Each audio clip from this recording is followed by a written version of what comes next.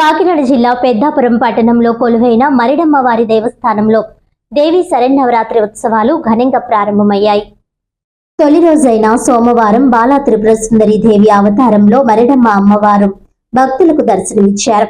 వేద పండితుల మంత్రోచ్చరణలు, మంగళ వాయిద్యాల నడుమ అమ్మవారికి ఉదయం విఘ్నేశ్వర పూజ, పుణ్యహవాచనం, రక్షాబంధనం, అఖండ దీపారాధన, అంకురార్పణ, కలశ స్థాపన, మండపారాధన, అభిషేకం, సహస్రనామ కుంకుమ పూజ, నవచండీ పారాయణం, శ్రీచక్రార్చన, చండీ హోమం, దర్బారు సేవ తదితర పూజా కార్యక్రమాలు శాస్త్రోక్తంగా నిర్వహించారు. అనంతరం భక్తులకు ప్రసాద వితరణ గావించారు.